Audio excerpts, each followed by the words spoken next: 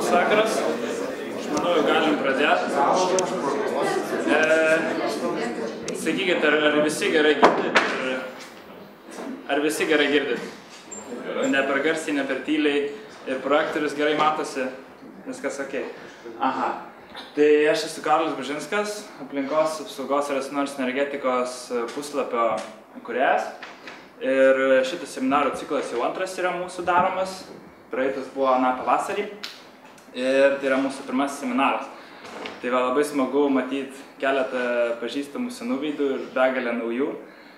Tai aš manau, pradedam jau ir pradėsim turbūt nuo to, kad aš net neabejoju, kad jūs visi žinot, kas yra ta atsinaujinanti energetika ir iš tikro kokia jinai būna, ar ne?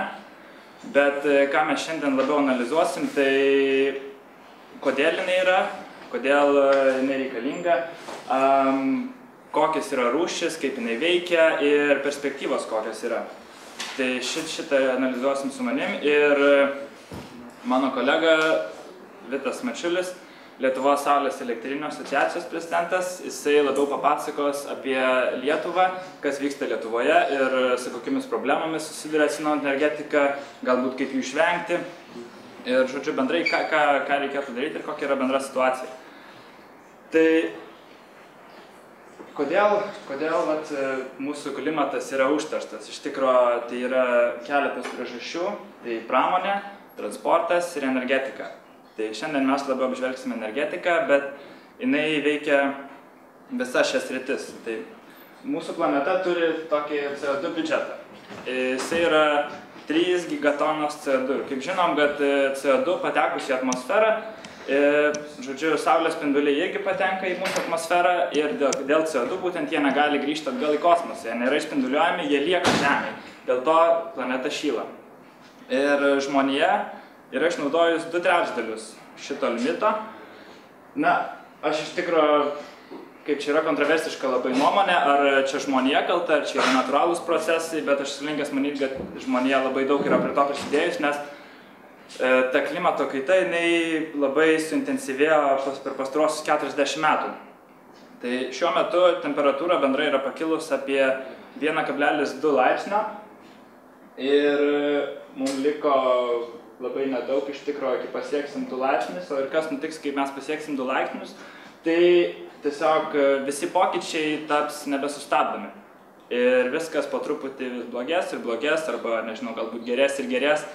Ir daug kas teigia, kad Lietuvoje, sakykime, gal ir visai neblogai būtų tas klimato atšilimas ir, žodžiu, galbūt čia tropikai būtų. Tai yra viena iš versijų, bet labiau reali versija yra ta, kad taip nebus ir prasidės sausros. Žodžiu, migruos daug tiek gyvūnų, tiek žmonių. Tada, kadangi dėl sausrų dings ir maisto atsargos, prasidės gaisrai. Žodžiu, ir mūsų mylima žiema turbūt išnyks, nes krituliai kris nebe sniego pavidalu, bet lietum, žodžiu. Nežinau, aš asmeniškai mėgstu sniegą ir žiemą, tai aš norėčiau, kad taip ir liktų Lietuvoje. Tai va, ir kaip atrodytų Lietuvėlė, sakykime, jeigu tai įvyktų, tai viršui matome dabartinę situaciją ir apačioj, kas būtų, jeigu vandens lygis pakiltų, na, čia drastiškai 60 metrų, bet yra tikimybė, kad taip gali nutikti ilgainiui, sakykime, ne per 2 dienas, bet per 10-20 galbūt metų ir tai pasikeistų Lietuvos teritorija. Ir šiandien aš ne vien tik blogom žiniom norėčiau šnekėti ir šiandien kaip tik skaičiau analizę Greenpeace padarytą apie pasaulinį anglies suvartojimą. Tai šiais metais, kol kas kiek tik buvo jų, tai buvo imta statistika nuo sausio iki rugsėjo mėnesių ir anglis buvo suvartojama žymiai mažiau, bendrai 2,3%, o palyginus su tuo pačiu kiekiu, kuris buvo suvartotas praeitais metais, tai 4,6%.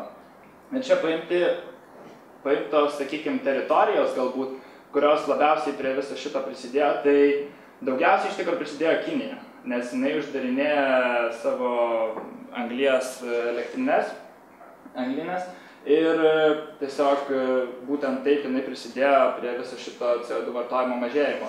Ir jie tai daro todėl, nes turbūt visi žinot, kad Kinijoje situacija su aplinka yra tragiška ir tarša yra nežmoniška, pramonė vis auga ir, žodžiu, perspektyvų, kaip švarinti aplinką, labai ten nenusimato daug. Bet jie šaunuoliai, nes jie labai stipriai investuoja atsinaujinančią energetiką. Praeitais metais jie pasistatė 57 gigavatus atsinaujinančios energetikos ir visokiausių elektrinių. Tai, sakykime, palyginimui, tai būtų energija 10 Lietuvų.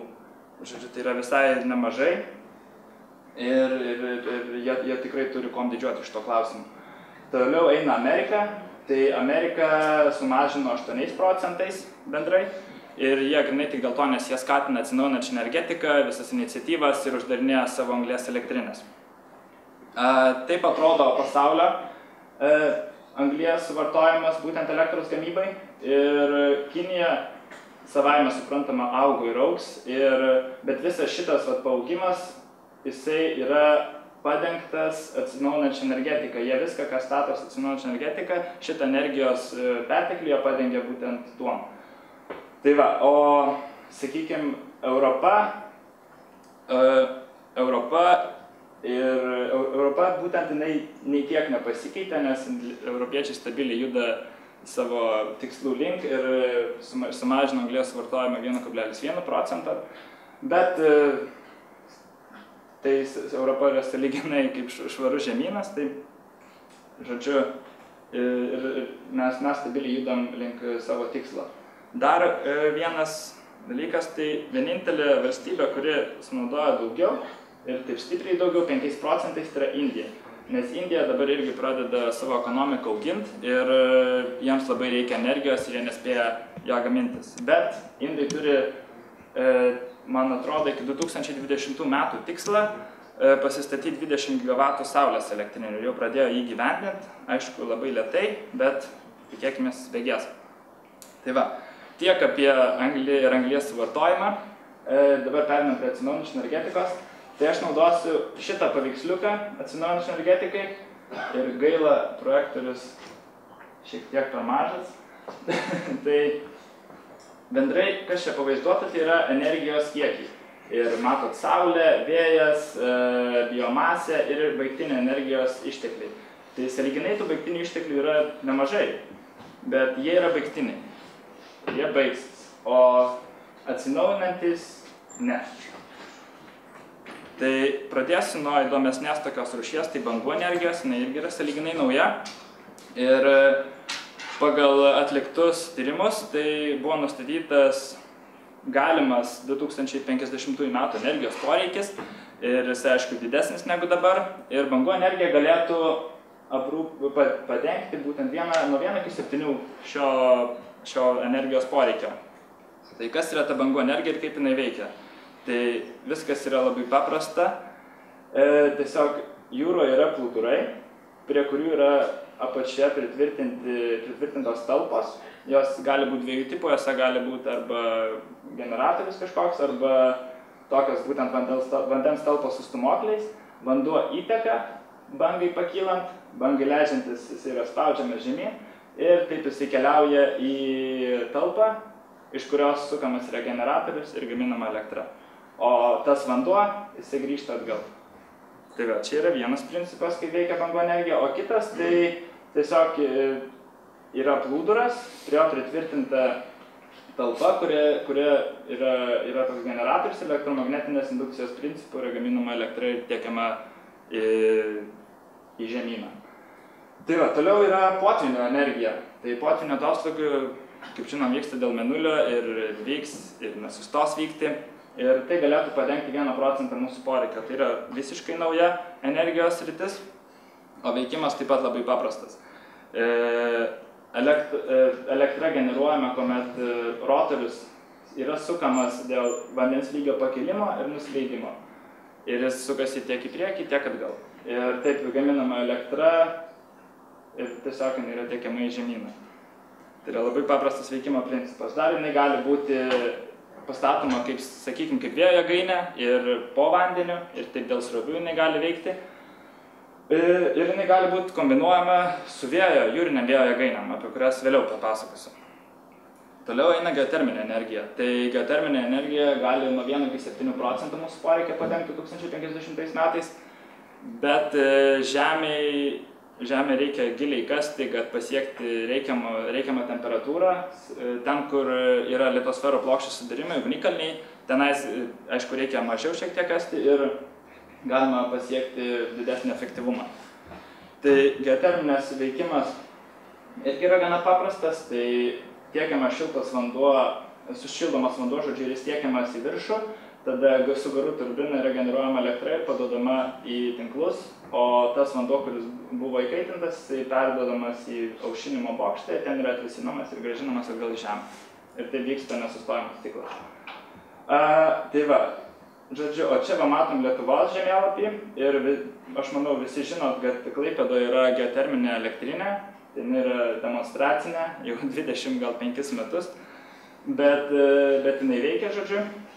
Ir jinai būtent dėl tam tikros geoterminės anomalijos yra tenais pastatyta, nes tenais vienam metre galima gauti 100 mW energijos, o, sakykime, Vilniuje, Kaune tik 50, dvigubai mažiau.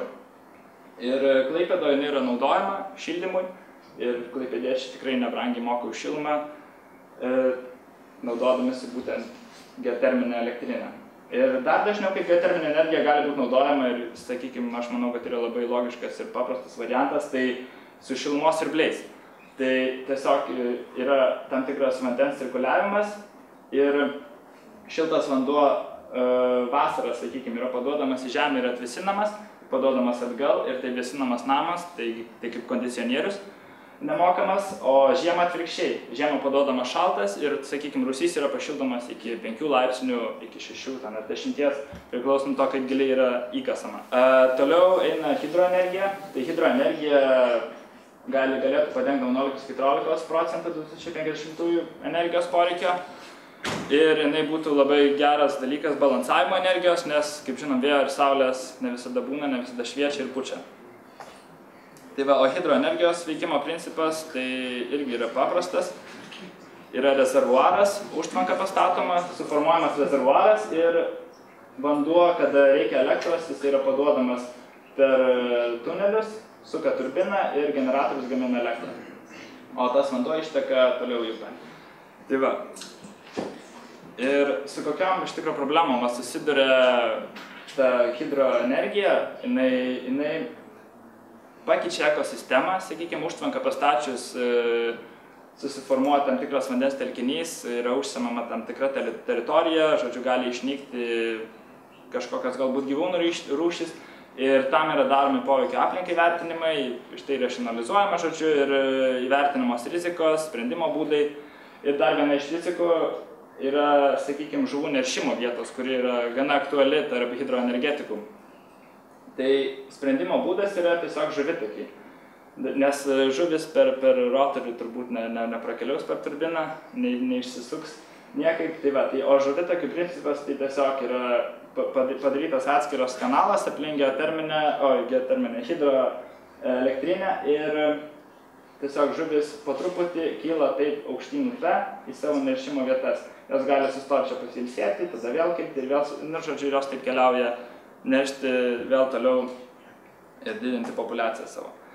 Čia va matome kelias hidroelektrinės, šitas yra gana didelės pasaulyje, šita berods yra Nevadoj, o šita neatsimenu iš tikro, kur jinai yra.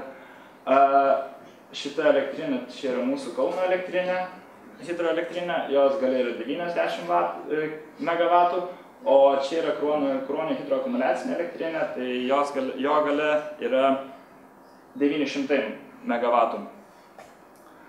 Toliau dar yra viena energijos rūšis, tai biomasė. Jis galėtų sudaryti nuo 7 iki 21 procentų energijos poreikio 2050 metais. Lietuvoje gana aktyviai yra naudojamasi ir ją investuojama. Tai veikimo principas tiesiog mes išnaudojam savo atliekas, kurias sukūrėme miškininkystėje, žemdirbystėje, namuose, ką gyvūnai sukuria ir palieka po savęs, žodžiu, ir mes visą tai galim panaudoti ir paversti į šilumą arba į elektrą. Tai šilumą daugiausia paverčiamos medienos atliekos, Visus likusios gali būti paverčiamos elektrą bioreaktoriuose. Tai tiesiog visos atliekos organinės yra talpinamos bioreaktoriai, kurio palaikoma tam tikra temperatūra ir pastoviai yra maišomas tos atliekos, sakykime, 20-60 dienų priklauso nuo atliekų kiekio ir pačio bioreaktoriaus ir taip gaminasi metanas. Metanas yra tiekiamas į generatorių ir paprastai gaminama elektra. Ir kas lieka dar be to, galima panaudoti kaip trąšas. Toliau eina vėjo energetika. Tai vėjo energetika turi labai didelį potencialą ir jinai galėtų visiškai aprūpinti Žemę arba net 2,5 daugiau karto.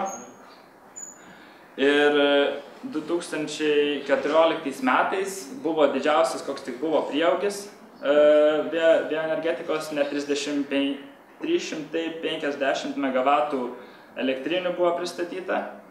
Ir tai yra tikrai nežmoniškai didelis kiekis ir daugiausia statėsi Kinija ir Amerika. Nes Europa šiek tiek mažiau, nes Europa turi labai daug vėjo energetikos ir jinai yra kol kas lyderė dar vis, bet Amerika ir Kinija sparčiai vejasi. Tai vėjo jėgainės būna dviejų tipų. Tai vertikalios ašies ir horizontalios ašies vėjo jėgainės. Vertikalios ašies jos būna mažesnės ir dažniausiai iki 20 kW, sakykime, jos yra statomos privačių namų, buhalterinių įmonių, buhalterinių įstaigų visokiausių aprūpinimo elektra, o horizontalios ašies statomos jau dažniausiai didelės, jos jau dabar būna net iki 10 MW, man atrodo, tai yra labai didelės vėjo jėgainės. Danai neseniai pastatė didžiausią ir jos aukštis yra berods 164 metrai ir 10 MW gale. Tai yra labai didelė gale ir kuri net nežinau, galbūt pusę Vilniaus galėtų aprūpinti. Gal ir perdėti, bet tikrai tai yra labai daug energijos pagamintų. Ir toliau yra jūrinės vėjo jėgainės. Tai jos turi dar didesnį potencialą negu antžeminės vėjo jėgainės, kadangi jūroje vėjas yra daug intensyvesnis ir daugiau pučia ir jis yra dažniausiai daug stipresnis. Tai sakykime, imant Lietuvą, tai prie jūros vėjas vyroja nuo 6 iki 7 metrų per sekundę jo greitis, o jūroje pačia jisai yra nuo 8 iki 10 ir jisai daug dažniau ir ilgiau pučia.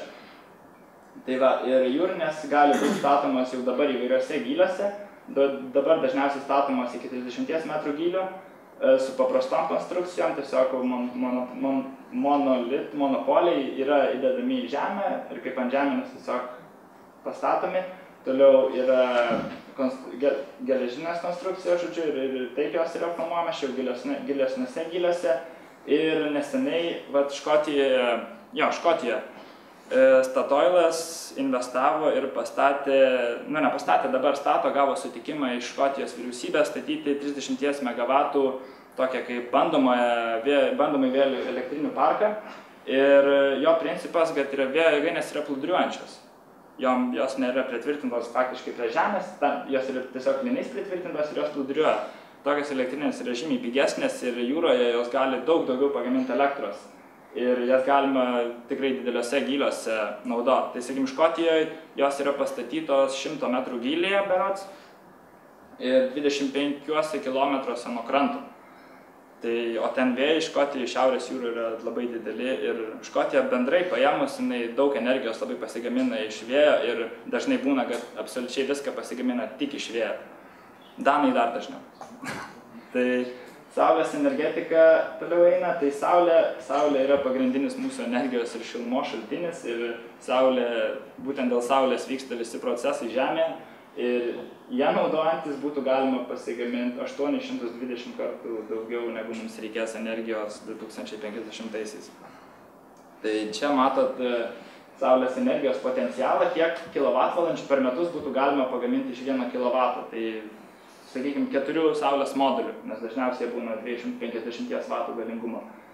Tai aišku, Saharoje ir dykumose jų yra potencialas žymiai didesnis. Lietuvoje tuo tarpu potencialas yra apie 1000 kWh, man atrodo, 1000 kWh 1 kW. Ir čia yra bendrai, kiek yra įdiegta saulės elektrinių visam pasaulyje 2013 metais. Tai yra 139 GW. Ir saulės elektrinės irgi jos būna įvairių tipų. Tai čia matot fotovoltinės saulės elektrinės, tai būna mažos. gyvenamiesiams namams ir didelės komercinės, tai elektros gamybai.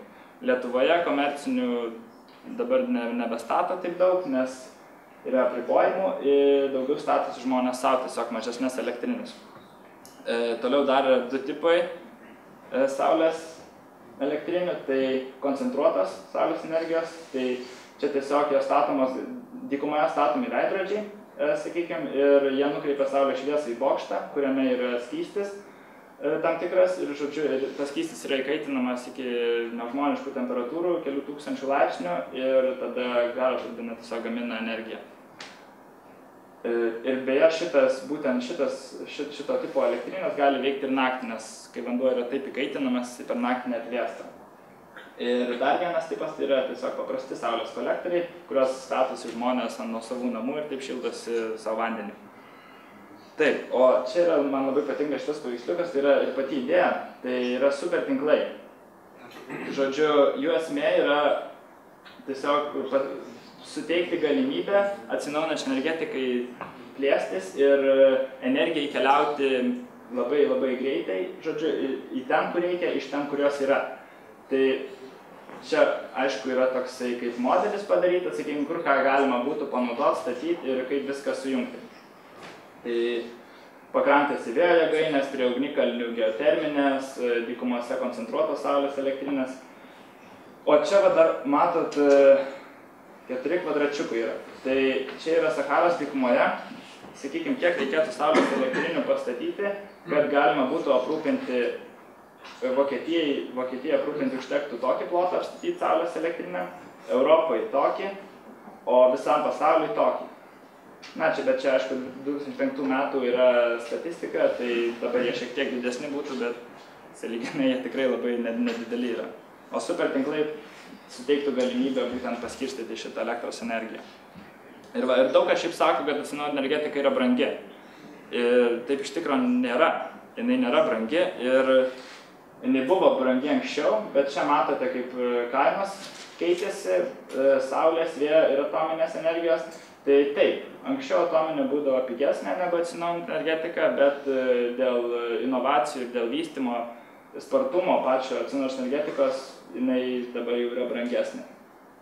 Į saulės elektrinės, į vėjo jėgainės daug labiau apsimoka investuoti ir uždarius, sakykime, senas, nusidėvėjusias, tarkim, anglies elektrinės, net neapsimoka statyti naujos, geriau tiesiog yra investuoti į atsinaujinančią energetiką ir statyti vėjo jėgainių parką, pavyzdžiui. Tai va, ir kodėl atsinaujinanti energetika neišvengiamai vystysis? Tai dėl 3 priežasčių. Jau dabar, kaip ir minėjau, yra pigiausia alternatyva pakeisti senom elektrinėm. Tuomet atsinaujinanti energetika suteikia nepriklausomybę energetinę. Tai yra, nereikia jokių žaliavų, mes viską turim, vėją, saulę, upės ir mes visą tai galim naudoti. Ir dar kuom atsinaujinanti energetika yra labai naudinga, tai jinai gali decentralizuoti energetikos nuosavybę ir sukurti konkurencingą energetikos rinką pačią, kadangi atsirastų daugiau energijos gamintojų ir tektų visiems konkuruoti. Ir čia va pavyzdys yra, kaip jau yra nutikę, iš tikrųjų čia jau reali situacija Lietuvos, su Viapu, žodžiu, buvo investuojama į vėjo energetiką 2013 ir 2014 metais 100 milijonų ir 110 milijonų litų. Ir kiekvienam vartotojui tai buvo 1 centas papildomas už kilovatvalandę, 2013 ir 2014 1,12 centų. Ir kuom tai baigės? Tai baigės tuom, kad vėjo elektrinės buvo pastatytas ir jos prigamino tiek energijos, kad elektros kaina atpigo 1,3 centą. Tai klausimas tik, kokią ateitį pasirinksime mes. Ar mes įdėsim toliau su anglimi, ar keisimės į atsinaujinančią energetiką. Aš manau, kad tai yra neišvengiama ir taip tikrai įvyks. Dėkui.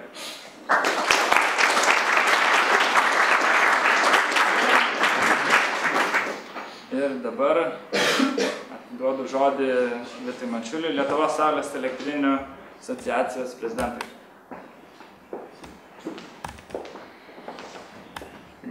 Sveiki, malonu.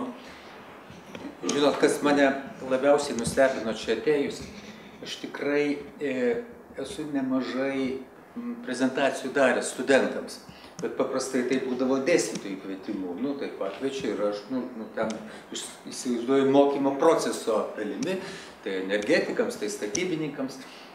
O dabar jūs čia ką suėjot taip savo norų, taip aš supratau, taip ir pasidomėti, tai tas tikrai gana man netikėta, bet tai labai šaunu, kad domitės. Bet prieš tai, matot, aš vis tiek mano prezentacijos, neturėjau laiko paruošti tokios bendresnės, pas mane specializuotos yra. Vis tiek norėčiau, kas per auditoriją sužinoti. Kiek architektų čia, studentų architektų yra? Gal galėtume pakelti? Okay. Tada kiek energetikos susijusi? Ai, daug, aišku. O kiti, visokių kitus. Tai visos rytis, klausykit, jūs visas geras yra. Prašom manęs, kaip sakant, konfuzinti. Ok, gal aš taip pasakyčiau, tiek kelis bendrus žodžius. Esame trečios pasaulinės energetinės revoliucijos priešaušryje ar pradžioje. Pasaulis iki XIX amžiaus pabaigoje žmonės apsirūpindavo energiją patys. Malkos pagrindinė, malkos, ten kažkas, ką kūreno, tą turėjo.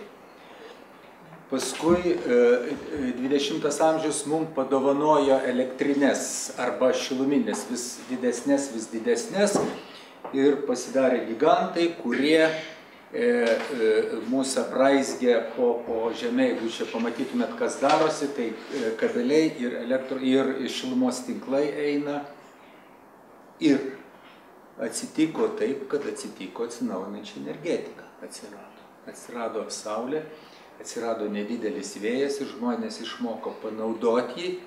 Ir dabar gaunasi taip, kad vėl gali energiją apsirūpinti pats. Jeigu dabar statai namą ir jungt prie kokių nors tinklų, tai yra absoliučiai, taip sakant, senas požiūris. Tikrai dabar galite apsirūpinti patys. Šiuo metu Vokietijoje yra jau susikūrę virš 1000 kooperatyvų, kurie apsirūpina energiją patys. Buvau pereitais metais miestelėje 2500 gyventojų, kurie pasistatė saulę, pasistatė vėją, biodujas, biokūrą ir apsirūpina patys. Bet viskas būtų labai paprasta, jeigu nebūtų centralizuotų tinklų. Ką reiškia, jeigu jūs pradedate apsirūpinti pats, tai jums lesto nebereikia. Ir šilumos tinklų nebereikia. A kur jos dėti? O jie yra, o jie galingi. Ne tik Lietuvoje galingi. Jie viso pasaulyje galingi. Atsinaujinančios energetikos priešai pagrindiniai yra tinklai. Tiek šilumos tinklai, tiek elektros tinklai. Ir toj pačioj mylimoj Vokietijoje pažangiausioje tas miestelis negalėjo atsijungti nuo tinklų, net padedant jų aplinkos viceministrui. Neleidžia atsijungti nuo tinklų. Todėl, kad vartotojai prapuola buterbrodas energetikams iš burnos. Tai jie savo lesto padarė. Miestelis turi pasidarė savo tinklą ir taip jiems apsimoka. Va štai kaip eina pasaulis dabar, kuria linkme. Dabar kiti kraštai, tai kaip vyksta. Tai Vokietijoje labiausiai, Olandija, Danija kaip visada. Rytinė mūsų dalyje, S10 mūsų kolegose, kurie nesenai stojo Europos Sąjungą, kooperatyvų dar nėra. Viena iš priežasčių galvojama, kad turbūt šiaip žodis kooperatyvas, kooperacija, iškart po sovietiniam šalim atmetimo reakcija. Sunku pasakyti. O gal viena kita priežastis yra, kad tinklai čia dar yra nepaprastai stiprus, o žmonių mąstymas dar jie nėra kovotojai. Kad jūs matytumėt, kokios demonstracijos Vokietijoje buvo prieš atominę energetiką. kaip parodė skaidrės vokietis, nu, žinot, nu, nukritau tikrai. Jeigu mes Maidaną, nu, matėt Ukrainoje, tai toks pat Maidanas, su policijom, su muštynėm, didžiulės aikštas pilno žmonių, žmonės patys prieš atominę energetiką. Tai, nu, galvojimas toks yra, nu, jie nori tos vadinamos atsinaujinančios. Tai vat galvojimas yra, taip, nu, taip, ta pilietinė visuomenė labiau subrendusi, todėl ir rezultatai. Ok, dabar tik tai aš šito, klausykit, aš apie energetiką galiu jums šnekėti ir šnekėti, šiandien iki ryto reikia apsibrėžti kažkiek, tai kad šiandien. Jo. Aš taip, nu, bandysiu, kiek įmanoma trumpiau. Ok, tai čia kelių, žinot, iš kelių prezentacijų sudėta, tai tiek, kai kurios skaidrės gali būti ir įdomios. Yes. Lyderis saulės energetikoje pereitais metais tapo mūsų mylimas Obama, kuris pasakė, Amerika turi būti pirmaujanti šalis. Ir pereiti metai Amerikoje buvo saulės metai, rezultatas visiškai nesenai atidaryta didžiausia pasaulyje jėgainė 500 megavatų. Tiesa, mes čia mėtomės visokiais skaičiais. Nu, energetikai, jeigu jie viskas aišku, o ne energetikam, ką reiškia 500 megavatų, nu, kad palygintume. Taip, mūsų atominė elektrinė, sakykim taip, nu, gigavatas, tai 1000 megavatų turėjo būti. Mūsų Kruonio yra 900 megavatų. Taip, kad dar čia sulyginti šitas namas naudoja kokius, sakykim, nu, 200 kilovatų. Megavato tai užtenka, nu, taip, nedideliam mestukui. Nedideliam mestukui megavatų. Va, tai 500 megavatų pastatė, tai, nu, jau geram miestui užtektų pusė atominės elektrinės. Tai šiuo metu judėjimas didžiausias yra, nu, Japonija ir Amerikoje. Europa neatsiliks. Tai gerbiamas mūsų Junkeris, Europos komisijos prezidentas ar pirmininkas, kaip galim pasakyti, jis pasakė, kad Europa turi būti pirmaujanti. Tai mes čia tą labai dažnai, kaip sakom. Tarp kitko, yra tris prioritetus Europos Sąjungos šita komisija, nu, va dabar, kuri 5 metam išrinkta, nustatė, tai yra Energy Union, yra kaip čia, IT Union, arba, ir trečias yra atsinaujinanti energetika. Vienas iš 3 svarbiausių prioritetų apskritai. Tai jis irgi entuziastas yra atsinaujinančias. Jo, nu ten buvo nustatytos normos, taip toliau, gal čia mes taip 20 metais Europai programa to buvo 20-20-20. Iki 20 metų šalis 20% turėtų energijos gaminti iš atsinaujinančių ir sumažinti išmetimus CO2 lyginus su 95 20%. Lietuva jau turi 23 atsinaujinančių energetikoje. Kodėl čia mums taip gerai, kaip čia dar pagrindinis kuras koks Lietuvoje yra? Teisingai, malkos. Tai pas mus biokuro tauta naudoja labai daug. Nu čia apie kainas buvo labai įdomus, yra toks, čia apie kodėl saulės energetikoje buvo toks esminis lūžis, kodėl pradėjusi apsimokėti. Tai 77 metais kainavo 1 vatas $500. Po 25 metų 50 centų. Tai šitoks žiaurus kritimas sudarė sąlygas, medžiagos kainos kritimas sudarė sąlygas, taip sakant, šviesą versti elektrą pigiai. Nu ir tada šiandien bumas, saulės jėgainės, viskas. visam pasaulyje. Perspektyvos geros. Jo, palyginkim. Kas buvo 13, nu neturiu kažkur tai didėjo vėlesnė, bet 13 metus paimkim. Tiek buvo pastatyta čia Europai vėjo, tiek saulės buvo pastatyta, dabar tiek dujų pastatyto, tiek uždaryta. Bet čia visada, kadangi ginčai buvo, kur čia yra mūsų atominė, nuklė. Šiaip atominės elektrinės dar statomos. Kur statomas?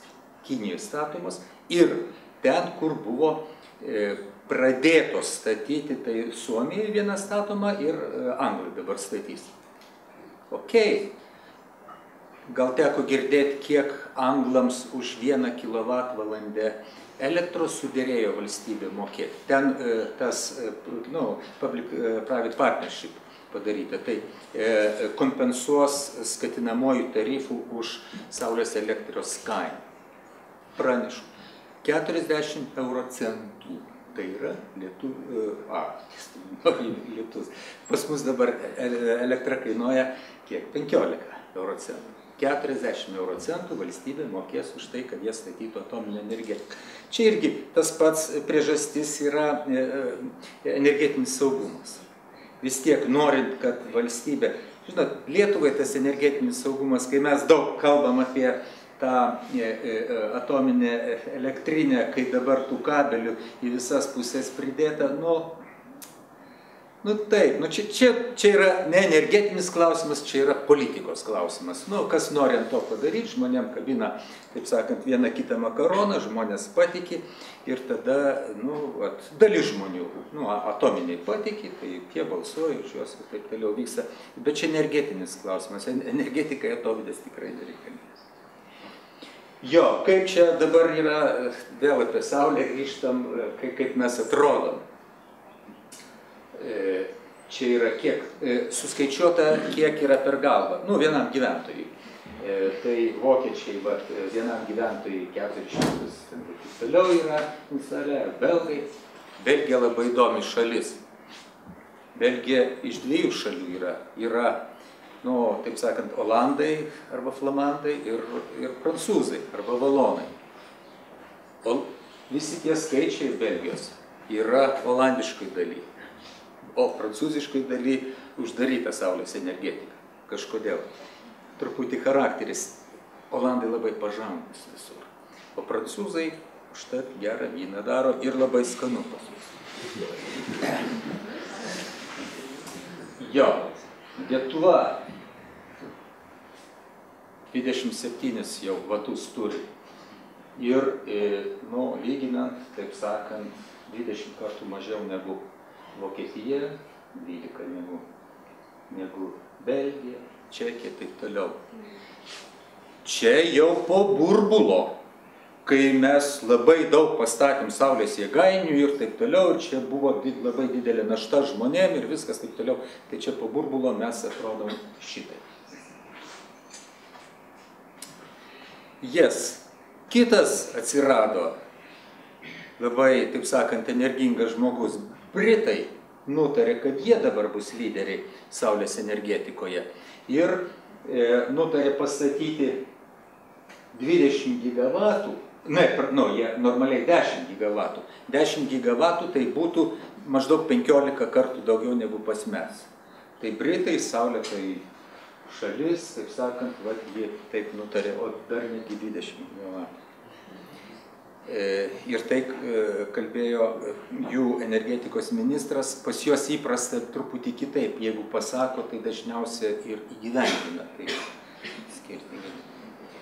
Čia mūsų toks žemėlapis iš ankstesnių laikų, kiek saulės, kur yra šiaip ar daug, ar Lietuvoje ar daug ar mažai. Tai Lietuvoje saulės maždaug tiek tenka per metus į kvadratinį metrą, apie 1000.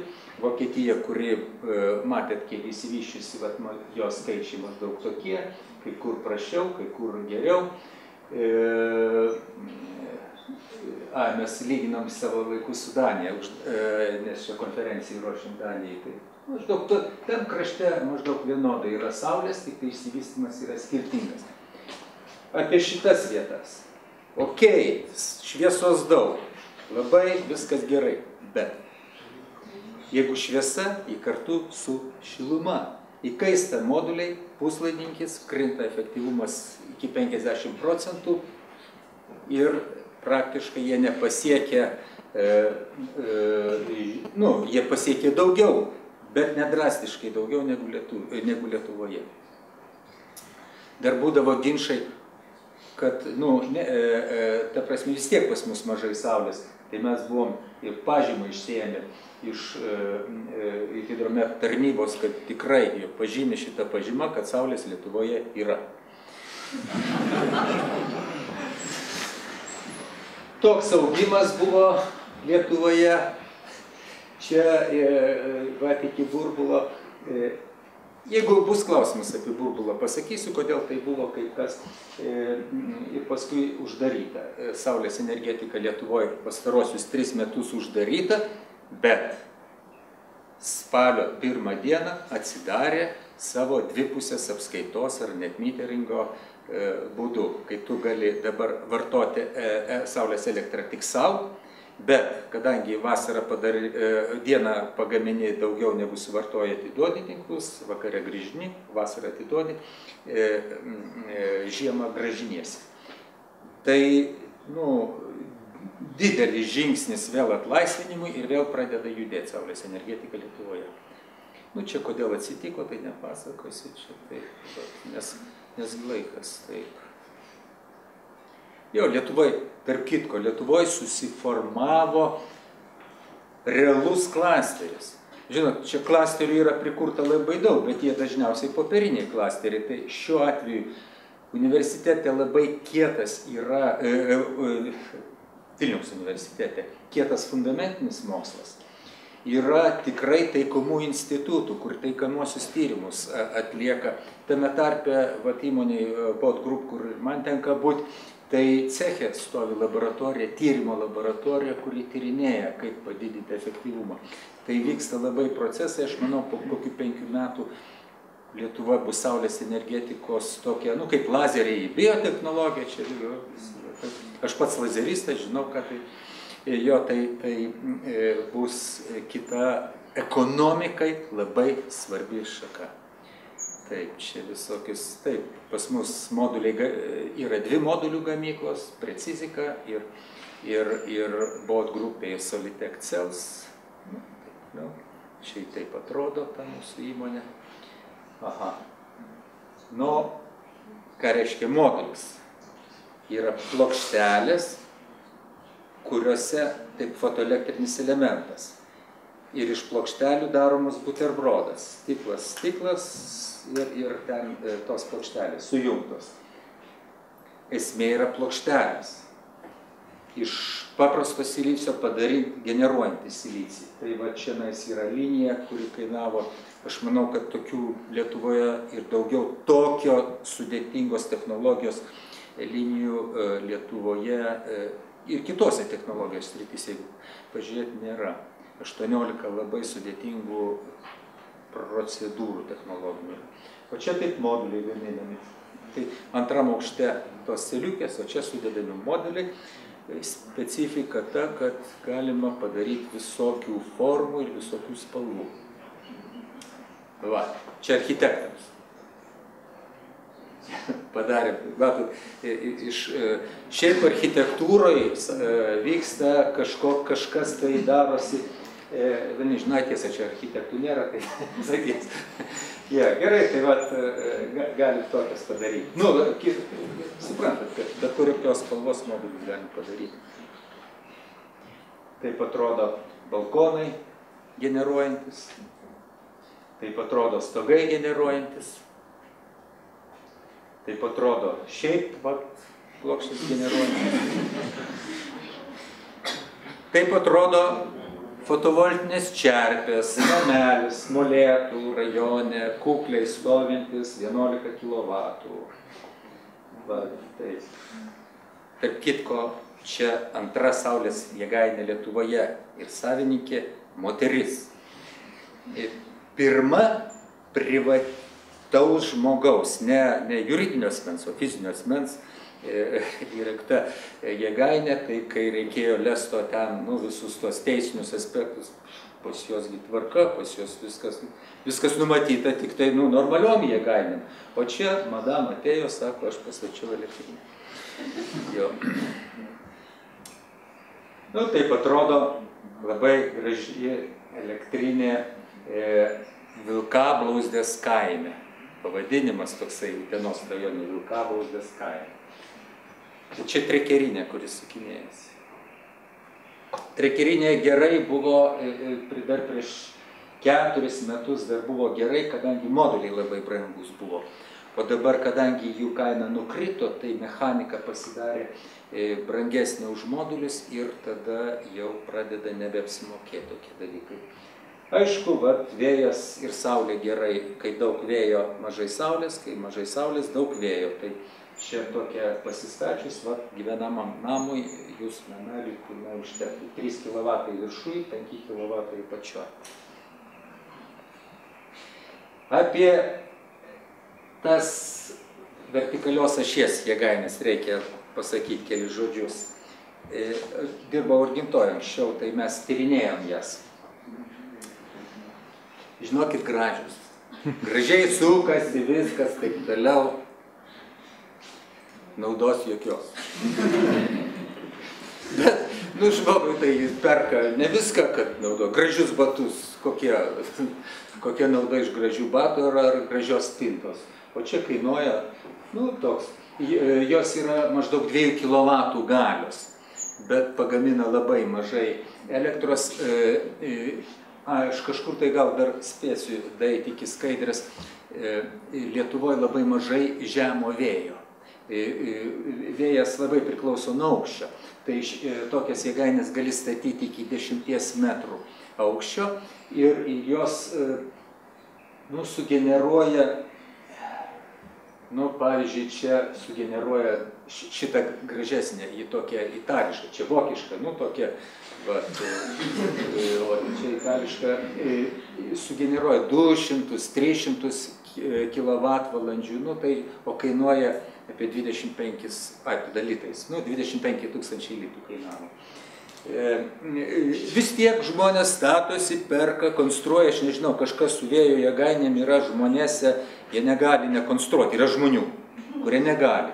Ir kiekvienose parodose visada yra tokių, dar kai buvo anksčiau, aš užsienyje parodose būdavau, norėdavau nupirkti. Va čia, mes norim pirkti. Gerai, tai, imam, nes norėjom išbandyti viską Lietuvoje. Prasideda, čia dar truputį, taip toliau, viskas.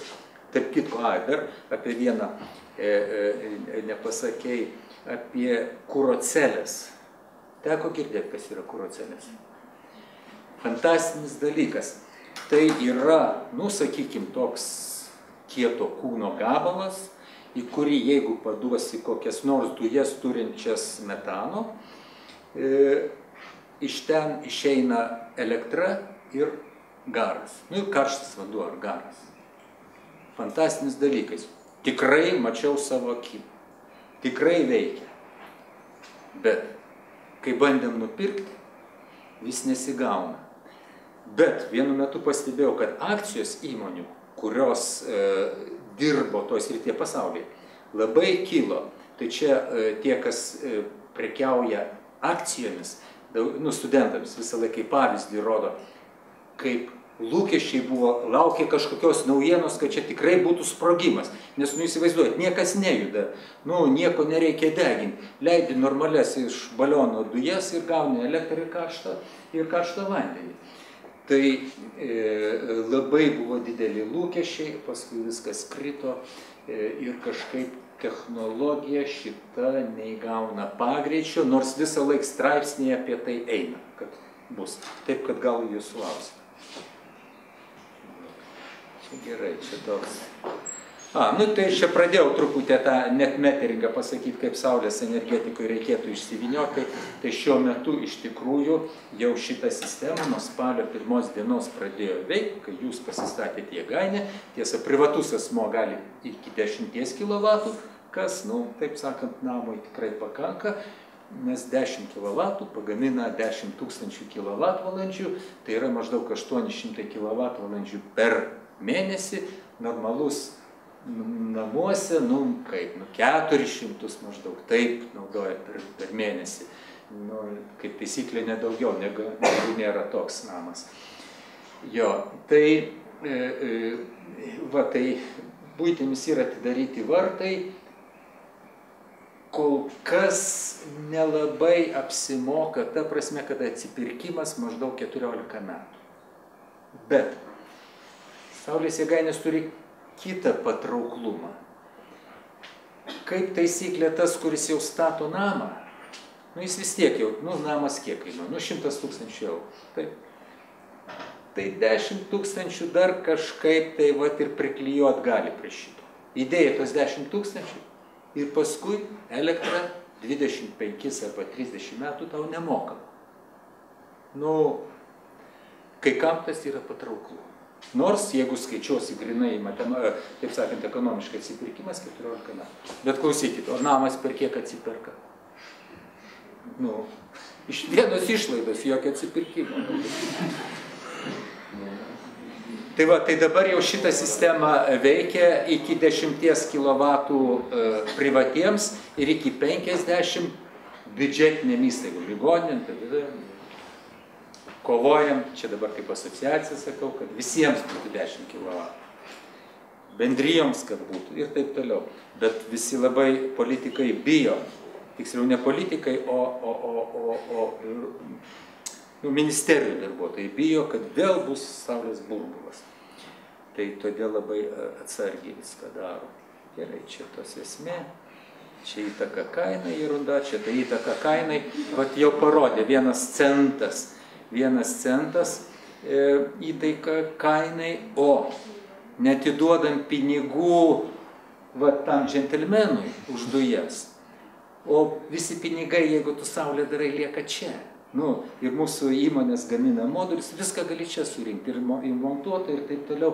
Tai todėl tas gyvina visą ekonomiką. Ir iš bankų ištraukiami pūvantis pinigai, nes jie stovi. Tai jie ekonomikoje nedirba dabar didžiuliai kiekiai pinigų.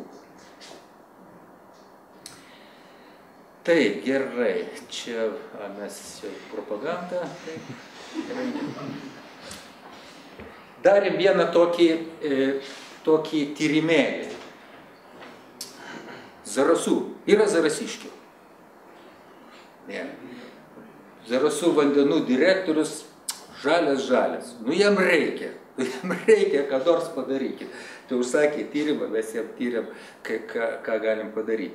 Šiaip pas jos tenais yra, valymo įrenginiai, tai prasme, miesto energetika iš 2 dalių, valymo įrenginiai ir pumpuojantis įrenginiai. Tai vandenvietėje, kadangi ten labai šokinėja energetika, ne valymo įrenginiuose, nustatėm, kad gerai galėtų būti. Pirmas mūsų tyrimo rezultatas buvo nelauktas, kai išsiaiškinom, kad, čia vėjų žemėlapis, jau irgi matė, čia pučia labai smarkiai, o Zarasuose ramiausia vieta. Taip, kad čia, žinokit, tikrai, įsivaizduokit, skirtumas 7,5 metrų per sekundę, o Zarasuose 3,4. Tarp kitko, gal tik parašysiu, jau Klaipėdoj šitos gražiosios, jau jos pradeda daugiau mažiau apsimokėti. Bet tik tai pasaulyje tokių vietų kaip Klaipėda, kalnuose, taip toliau yra daug ir ten iš tikrųjų jos duoda naudos. Tiesa, dar vienas dalykas. Čia, kai susitiksit su tais vėjininkais, kurie sako, pas mane tenais bus tikrai gerai, pas mane pučia, aš išeinu iš namų ir pučia, taip toliau, viskas ten, kaip tik ant to kalnelio traukia. Tai ir svarbiausia, kad yra tokių, kurie pasimatuoja. 3 dienas pasimatuoja ir ateina, o pas mus viskas labai gerai.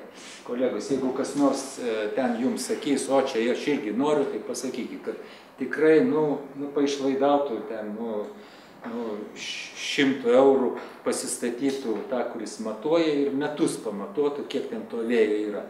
Vidurkis, tai čia Zarasuose yra, absoliučiai beviltiškas. Ir Vilniuje, ir Kaune, vienu žodžiu, vieta, kur ir žemai. Čia yra matavę aukštai, 100 metrų aukštai, bet ir žemai yra ten Klaipėdoje neblogai. Čia kaip tik gera. Kubinė priklausomybė energijos nuo greičio. Tai Zarasai šitoj vietoj su savo 3 kablelis, o Klaipėda šitoj vietoj. Jau gali įsivaizduoti kiek kartų daugiau. Tai taip, kad labai priklauso nuo vėjo greičio kubinė priklausomybė. Gal aš šiandien tos variantus šiandien skaičiavom, Saulė. Pasižiūrėjom, Saulė pas juos neblogai. O iš Skodo yra? Čia. Kaip čia yra? Geriausias, saulėčiausia vieta yra Lietuvoje. Ne, kaip saulėčiausia. Saulės energijos kiekis į kvadratinį metrą. Nes dažnai čia žurnalistai, kaip, saulėtų dienų, čia kiek pas jūs. Tas skaičius saulėta diena, ką reiškia, pasakykit man. Bet kalbam apie kilovatvalandes energijos tenkančias į kvadratinį metrą vidutiniškai per metus. Tai Zarasai ten neblogi. Čia taip vyksta metų bėgė, kaip vyksta saulės energija, generuojasi, arba, čia yra tiesinė priklausomybė tarp šviesos kiekio ir generacijos.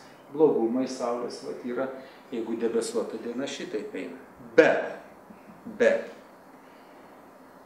kai yra išsibarščiusios elektrinės po didelį plotą, tai praktiškai gaunasi sinusoidė normaliai, gera sinusoidė. Pats mačiau Briuselyje, ten jie gauna duomenis online iš įvairių valstybių. Žiūrėjau, Vokietijai. Lietus, nelietus, labai gražiai, taip sakant, į tinklus nueina gana pastovus elektros energijos kiekis ir šiaip ta atsinaujinančiai, nors jį tokia, kai jos yra daug, ji pradeda būti stabili. Didžiausias priešas, kaip jūs suprantate, atsinaujina, aš turiu vėją ir saulę. Be abejo, tenai dujos biomasė, jos gali, lengvai keičiasi. Bet netolygumas, tai reikalingi rezervai, tai todėl laikoma pas mus Elektrėnuose ta elektrinė, kuriai išlaikyti labai dideli pinigai. Bet Lietuva turi laimę, Kruonį. Tik tai Kruonio, ji yra labai gera elektrinė, bet vienas dalykas, kas yra, jos negalima nuolatinai valdyti. Pas 5 triubos, tai jie tik tai kvantuotai, jeigu atidaro, tai visą triubą labai daug energijos gali gaminti. 150 kW galia iš karto, o nėra, kad laipsniais. Ten turi triubą kitą pastatyti, kuri galėtų keičiamą gali atiduoti tinklus.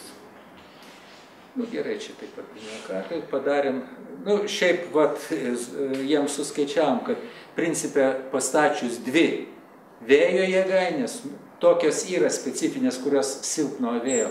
Ir kiek čia, apie, man atrodo, 75 kW saulės jėgainės, pas jos gautųsi palyginus neblogai ir apsirūpintų jie energetiką, tik tai jie nemokamai, tik tai atsipirkimas būtų jiem maždaug 15 metų.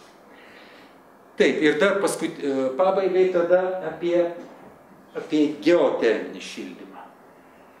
Geoterminio šildymo yra vienas, kur sakė Karolis, kad karštį imi iš, taip sakant, vandenį leidį ir karštą pasiimi, kitas yra siurblys.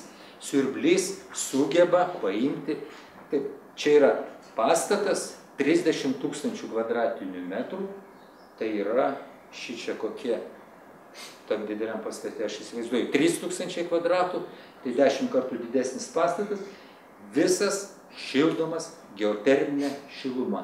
Ne tik šildomas, bet ir šaldomas, kadangi tie įrengimai, kuriuos rodžiau anksčiau, daug šilumos įskiria, reikia šaldyti, netgi žiemą. Tai tas pastatėlis, kuriame mes čia randamės,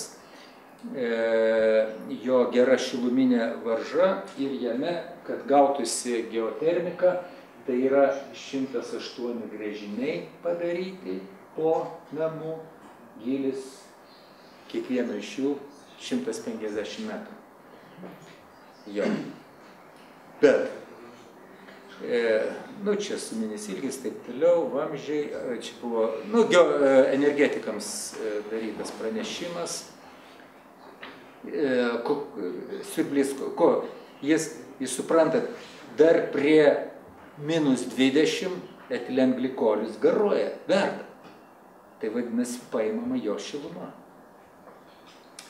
Taip, tai dabar iš žemės paima tik tai nuo 5 iki 10 laipsnių temperatūrų skirtumą ir per siurblį.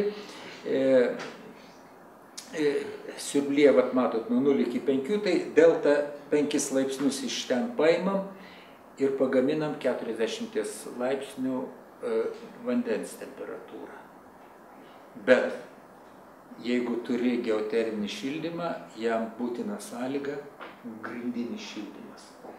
Ir radiatorius reikia, kad būtų bent 55 laipsniai, o grindim užtenka 30-32 laipsnių ir viskas gerai. Tai čia jau pastatytam namui geoterminis šildymas, irgi neblogai, bet ten bus koeficientas perdirbimo mažesnis. Tai reikia tokius ir karštam vandeniui geotermika nelabai tinka, nes labai iškart taip sakant, energijos transformavimo koeficientas labai mažėja kylant temperatūrai. Tai čia jūs matot, kokie yra poreikiai, tai labai svarbus tas transformavimo koeficientas, tai yra 1 kWh elektros energijos šitam pastate virsta 4,5 kWh šilumos. Tai jeigu dabar skaičiuojat, pas mus elektra kainuoja, sakykime, 15 centų, tai šilumos kilovatvalandė dalinam iš 5 bus 3 centai, o realiai mokam apie 10 eurocentų. Tai yra nepaprastai naudingas, vertingas dalykas. Geoterminis šildymas, jeigu jis paruoštas profesionaliai. Esat turbūt girdėję iš tėvų, iš ten draugų, blogai dirba. Blogai, visa atsinaujinanti energetika dirba blogai, kai ją daro chaltūrščikai. Jeigu daro profesionalai, ji dirba gerai, pranešu jums. Taip, čia turim ir saulę tenais ant stogo, 150 kW, maždaug tiek jie prigamina, bet saulė padengia labai nedaug tam pastate geoterminio šildymo poreikių. Bet geriausia yra, ir neduos meluoti, vienas Seimo narys, kuris išsikniso viską iki galo ir dabar buvo didelis labai priešas, o dabar tiesą aš galiu turbūt ir pasakyti, Kęstutis Masiulis buvo didžiausias priešas, kad nebūtų saulės energetikos Lietuvoje. Bet praėjo kuris laikas, susitikom, žinai, sako, aš skaičiavau, kad neblogai gaunasi. Ir pasidarė jis 10 kW saulės ir pasidarė geoterminį savo namui ir dabar kaifuoja, laimingas ir dabar yra mūsų propagandininkas. Kai Seime reikia ką nors stumti, tai pirmiausia nuo jam pradeda. Jo, ir šitas bot grupės visas tas procesas 75 tonas CO2 išmetimų sumažina per metus. Ir gavo prizus čia gauna už tai, kad geras namas taip toliau. Tai va, labai gerai dirba geotermika su Saulė, ką aš jums linkiu, kai pasistatysi savo namus padaryti. Taip, turbūt ir viskas tada iš mano pusės. Ačiū, klausimai.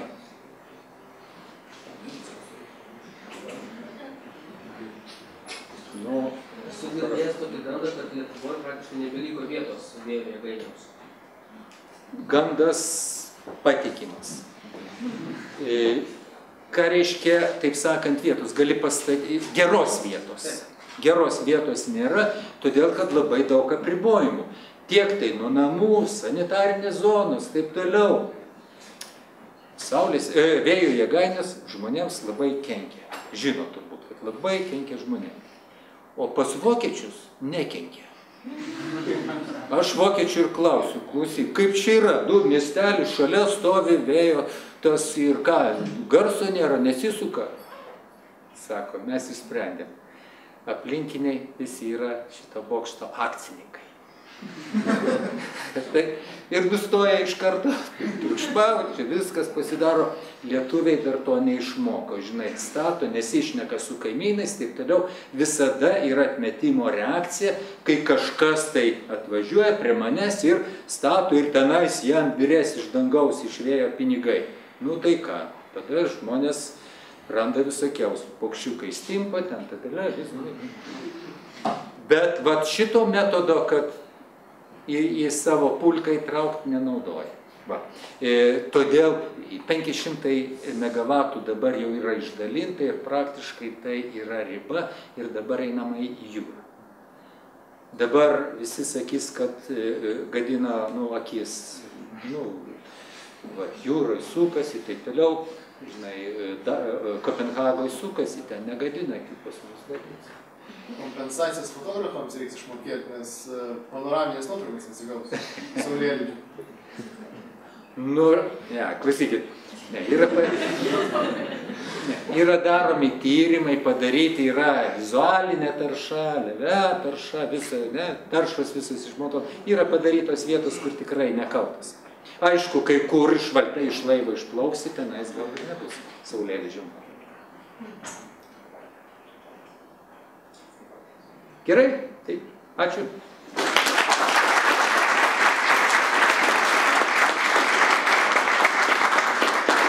Tas seminaras kaip ir baigtas, jeigu nebeturi klausimų.